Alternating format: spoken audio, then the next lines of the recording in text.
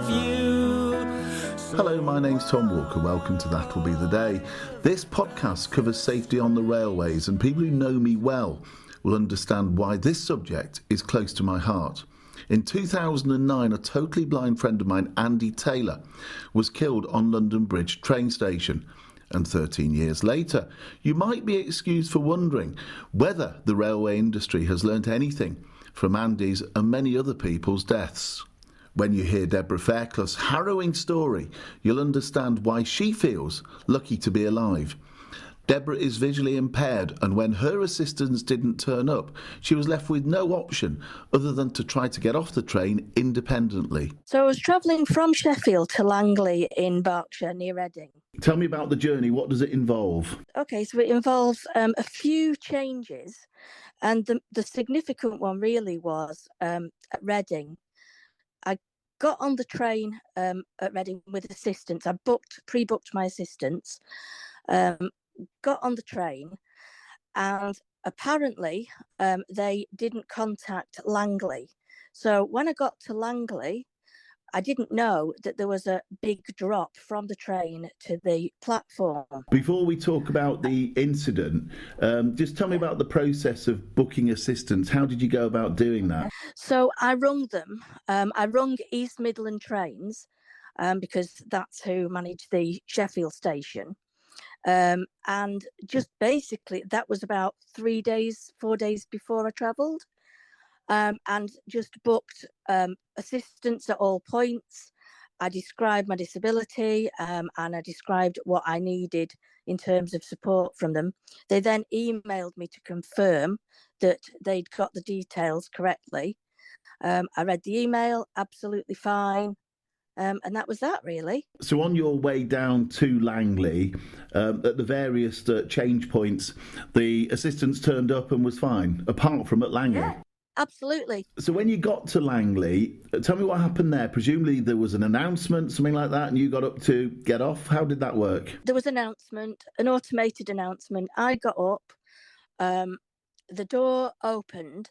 I got my cane, so I judged the distance between the train and the platform, tried to judge the depth of the step, but I didn't anticipate that it would be such a drop. So I went to step off because I knew the train was going to go out. There was no assistance. Nobody came to the train. I knew I had to get off. So I stepped, but as I stepped, the door started shutting. And I didn't, because the drop was so high, I kind of fell forwards, but then I fell backwards into the train. So I was half in and half out of the train. Then the door shut on me. I had to try and push the door back open. I'd hit my shoulder, my arm, my hand on the right-hand side. Nobody came. I thought, oh my God, the train's going to go out and I'm lying on the floor.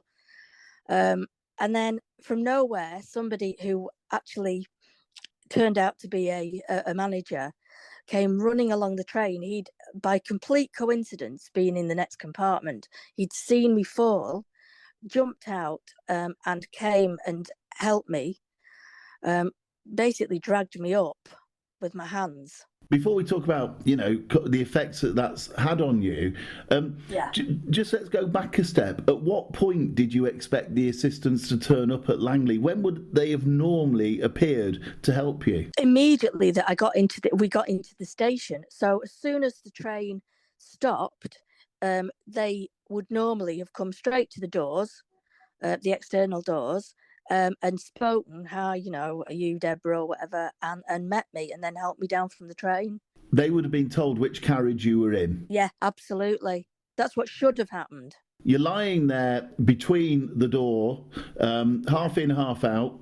I mean, at that point, you must have been absolutely terrified. I was, because I thought that I thought the train was going to set off with me half in, half out, because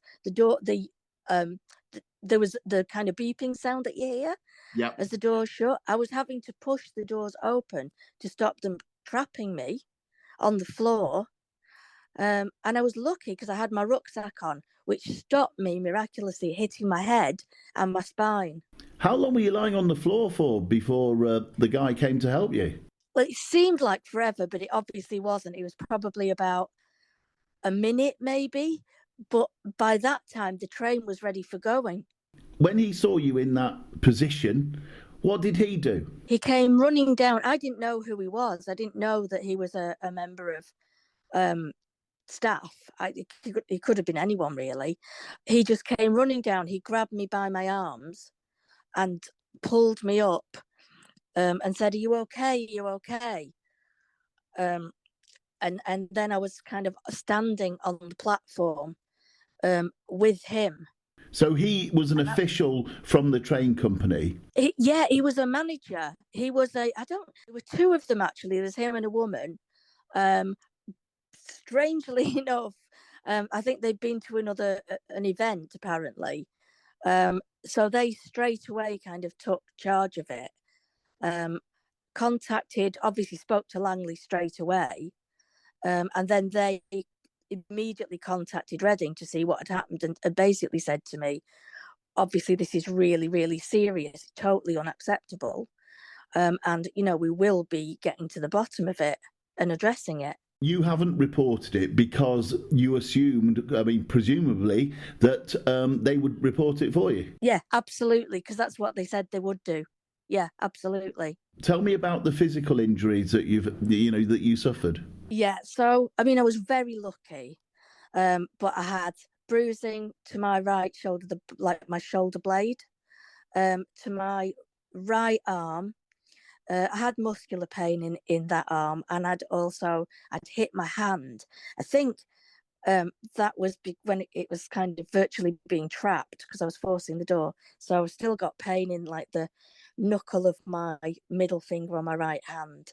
But I was very, very lucky. It could have been a whole lot worse. Psychologically, Deborah, what's the effect been? I think it's really thrown me. I think it's really made me think about, the inaccessibility still for disabled people of travel.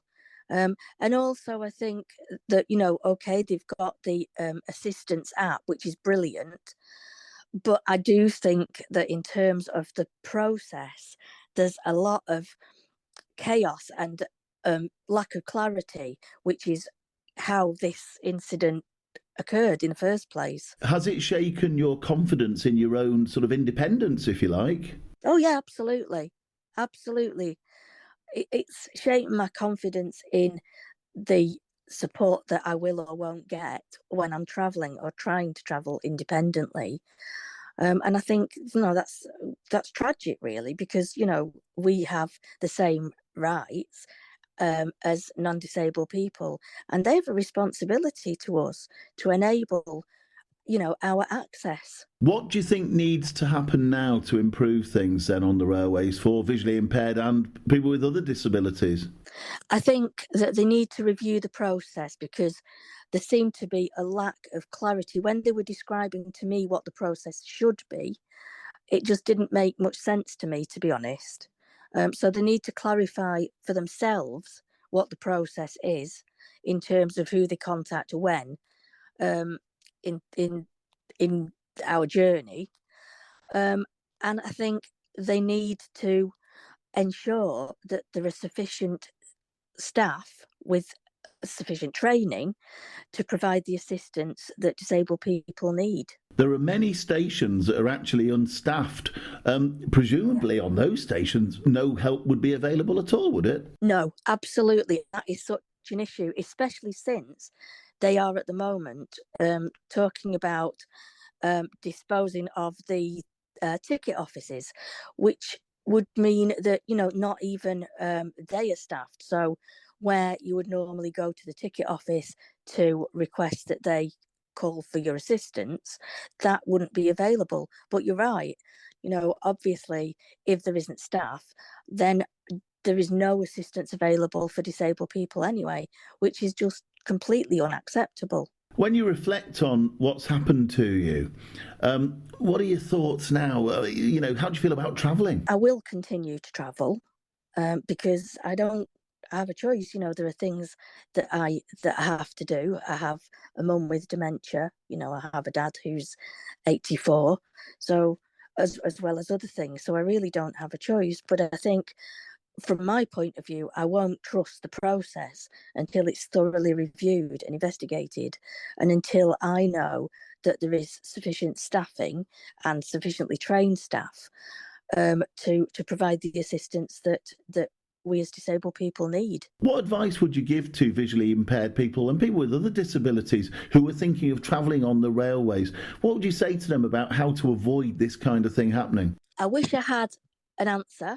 I would say do what I would normally do, which is via the app or by phone, pre-book your assistance, make sure you've got evidence to show that you've actually done that, whether that's the app or an email or whatever, and make sure that you are clear with the person assisting you that you want them to call through to the next station that you're going to get off at.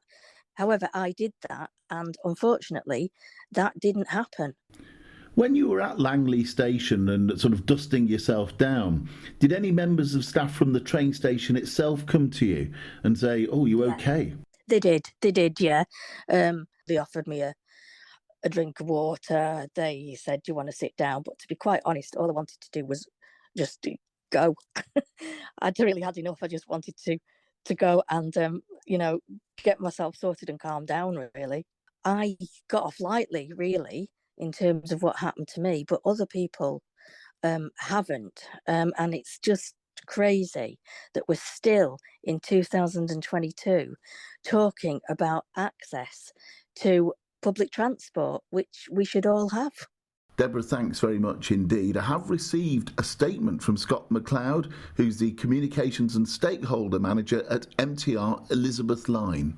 We deeply apologise for failing to provide the assistance Deborah required for her journey on the Elizabeth Line. Her travel experience was unacceptable and is not the service we aim to provide, nor representative of the service experienced by customers requiring assistance. The Elizabeth Line has been designed to create new journey opportunities for all. To achieve this, we offer a turn-up and go service on the entire route. We don't require any bookings for those requiring assistance. When a customer requiring assistance arrives at one of our stations, a member of staff will call through to their destination station to ensure there is someone to help them off. On this occasion, no one called through to Langley, so no assistance was set up when Deborah arrived. We have investigated why this didn't happen and have reminded our partners of their responsibilities to try and avoid this happening again. All trains on the Elizabeth Line are fitted with passenger communication intercoms with the driver. These are located at each doorway. If a passenger has any safety issue, we advise them to remain on the train and to use this feature to speak with the driver, who is able to organise assistance.